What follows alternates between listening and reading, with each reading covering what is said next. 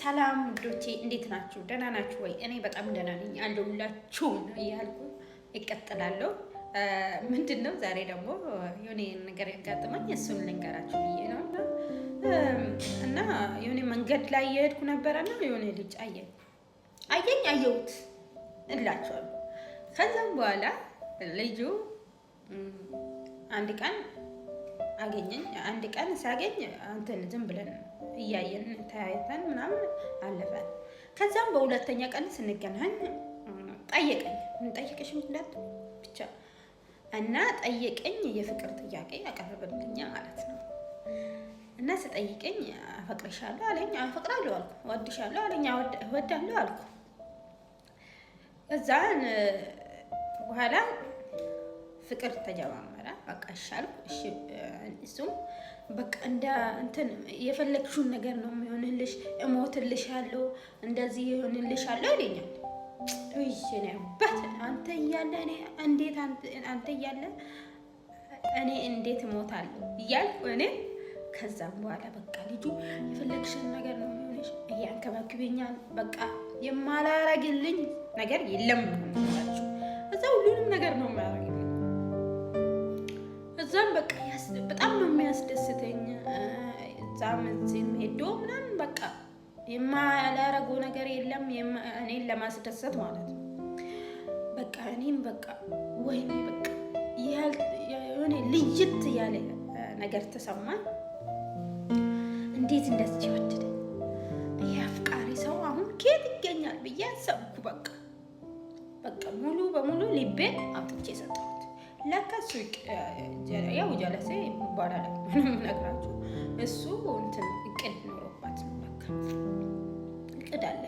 ከዛም በቃ እማ ይለኛል። እንደ እናቴ ነው የማይሽ፣ አንቺ ለእኔ እናቴ ነሽ፣ እንኳን ከእናትም እናት ትበልጫለሽ ይለኛል። እናቴ የሚበልጥ ነገር የለም። አሁን አንድ ነጥብ ያዙልኝ እዚህ ውሻት መሆኑን ማለት ነው። በቃ እናቴን ነው የምትመስይ፣ አንቺ የኔ ቆንጆ፣ የኔ ልዩ አለሜ ነሽ፣ አንቺን አጥቼ መኖር አልችልም ምናምን ስለኝ በቃ እኔ በቃ አንጀቴን ሁሉ አንጀቴን እንዳለ ወሰደብኝ። እንዳለ እንደዛ እያለኝ እና እኔ በቃ እንደዚህ አይነት ሰውማ የተማሪገ በቃ እኔም በቃ እሺ የኔ አባት የፈለግከውን ነገር ነው መሆንልክ ብዬንም ቁጭ እሱ መስዬ በቃ እሱ እናቴ ስለኝ እናትነት ስሜት ተሰምተኝ እኔ ቤቢ ማለት ጀመርኩ። እንዴ የእናትነት ስሜት ተሰማኛ። እናቴ ስለኝ ከዛም በቃ እናቴ አንቺ በጣም ነው የምትወጂኝ አይደል? አዎ እወዳለሁ። እኔም በጣም ነው የምወድሽ። የፈለግሽውን ነገር ጠይቅኝ ያደርግልሻለሁ ይለኛል። እኔም ያው እናትነት ስሜት ተሰምቶኛል። እኔም እሺ በቃ ቤቢ የፈለግከውን ነገር ጠይቀኝ፣ እኔም የፈለግከውን ነገር ነው ማድረግ ብዬ በቃ ተስማማን፣ አወራን። ከዛም በኋላ አንድ ቀን መጣና እናቴ ያለኝ ትወጂኛለሽ አይደል አለኝ። አዎ እወዳለሁ አልኩት። እኔ ትልቅ ቦታ ከደረስኩ እንደሚደርስ ትፈልጋለሽ አይደል? አዎ ያንተ ስኬት የኔ ስኬት አይደል እንዴ? አዎ እፈልጋለሁ አልኩ። ከዛ አንድ ቀን ይሄ ተማሪ ይማራላ ተማሪም ነበር፣ ትንሽ ስራም አለ። ከዛም በኋላ ብር ስጭኝ አለኝ። ስንት ብር? 1 ሚሊዮን ብር ስጭኝ አለኝ። ሚሊዮን ብር ከየት አወጣለሁ? ስጭኝ አለኝ። ያው እንደምንም ያው እናትም አይደለም እንደምንም በቃ እንደምንም እዛም እዚህም ብዬ ተሰባስቤ ይኸው የኔ አባት የኔ ልጅ ቤቢ ብዬ ብሩን ሰጣሁት። እሺ በቃ ብሩን እስከሚወስድ ድረስ ልጁ እንደዚህ ነው የሚያንከባክበኝ። በቃ እናቴ እያለኝ መቼም አልተውሽም፣ አንቺ የፈለግሽው ነገር ብትሆኚ ራሱ ምንም መቼም አልተውሽም ይለኛል። እሺ ነው ያባ ትልቅ ቦታ ስደርስ ደግሞ ራሴ ስቀየር መጀመሪያ በቃ ሰማይ ላይ የማወጣ አንቺ ነሽ ይላል። እውነት መስሎኝ 1 ሚሊዮን አድርጌ ሰጣሁት ማለት ነው። ሲሰጥ እሺ አሁንም ምንም አላለም ልጁ። ተምሮ ምናምን በቃ እንትን ስራ የሚፈልገው ቦታ ደረሰ። እዛ ስደርስ እዛ ስደርስ ምን አደረገኝ? እንኳን እናት ቀርቶ ሰራተኛ የላስ አላለኝም። አያችሁ ወንዶች ግን ወንዶች እኮ ውሸታቸው ነው። እማ ስላችሁ ቤቢ ቤቢ የምትሉ ወንዶች ሴቶች ማለት ነው። ስለዚህ ራሳችሁን ቆጥቡት። ወንዶች ለጥቅም ብቻ ነው ሴቶችን የሚፈልጉት። ጥቅም ከሌላችሁ አይፈልጋችሁም። ለጥቅም ነው። ግን ሁሉም ወንዶች አይደለም። ይሄ አሁን ወንዶች ስል ደግሞ ሁሉም ወንዶች አይደለም፣ ይለያያሉ። መልካም ወንዶችም አሉ። ስለዚህ መልካም ወንዶችን ደግሞ አልነካም። ይሄ ለጥቅመኞች ወንዶች ብቻ ነው። ስለዚህ እኔ ጥቅመኛ ነኝ ካልሽ ተላል ካልሆንሽ ደግሞ ማንም ሰው መናደድ የለብህም። እና ስለዚህ ሁላችሁም ራሳችን ጠብቁ። ለወንዶች ደግሞ ሳታገቡ ወይም ደግሞ ልጅ ሳይኖራችሁ ስታገቡ ራሱ ሰርቶ ያምጣ እንጂ ማንም ሰው እናንተን እንደሚጠቀም እንዳታረጉ። የምሬን ነው። እና ደግሞ ሴቶች ሰው ላይ አትደገፉ። ስራ ስሩና ራሳችሁን ቻሉ። እሱ እናንተን ጥሎ ሲሄድ ነገ ምንድን ነው የምትሆኑት? የምታለቅሱት። አሁን ብዙ ሴቶች ነው አረብ ሀገር ላይ ማለት ነው። ወንድ ተማምኖ ወደ ሀገር እንገባለን ይላሉ። አሁን ፍቅረኛ ሲይዙ በቃ ነይ መጠሽ እንገባለን፣ ይሄን እንሰራለን፣ ሰርተን አብረን እንለወጣለን ሲሉ በቃ ተስፋ ቆርጦ ለመስራት ምናምን ብዙም ፍላጎታችሁ እየጠፋ ይመጣል።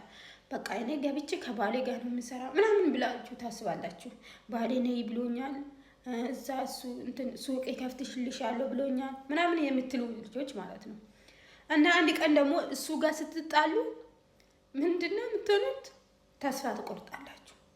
ተስፋ ያኔ ከላይፋችሁ አንድ እርምጃ ወደ ኋላ ትመለሳላችሁ ማለት ነው። ተስፋ ስትቆርጡ ምናምን ስትናደዱ ምናምን ፍቅረኛ ራሱ እስከምትይዙ ድረስ በጣም ነው የምትረበሹት አውቃለሁ።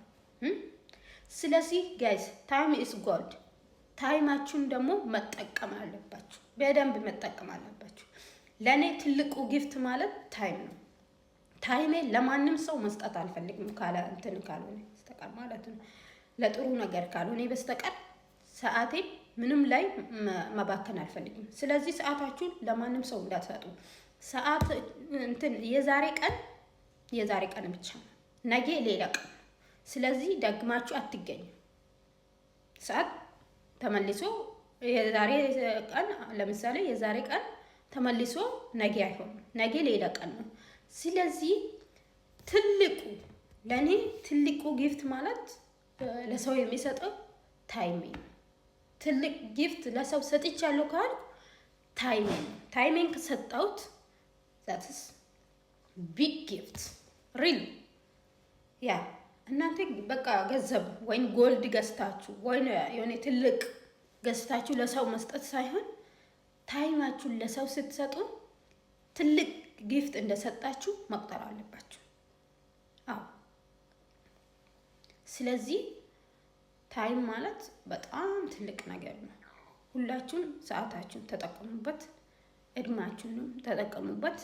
ስለዚህ ሴቶች ደግሞ የምበረታታችሁ ራሳችሁን ቻሉ። በቃ በራስሽ ኮንፊደንስ መኖር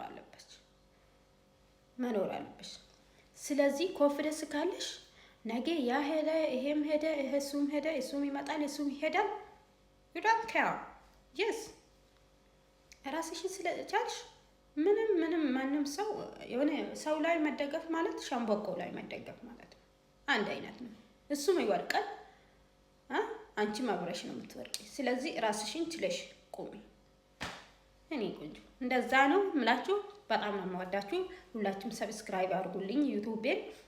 I love you everyone okay። እና ሌላ ጊዜ ደግሞ ስለ ራሴ ያወራል። የምሬን በቃ የራሴ ታሪክ በጣም የሚገርም ታሪክ ነው። ከኔ ትማራላችሁ ብዬ አስባለሁ። ወዳችኋለሁ። I love you everyone okay።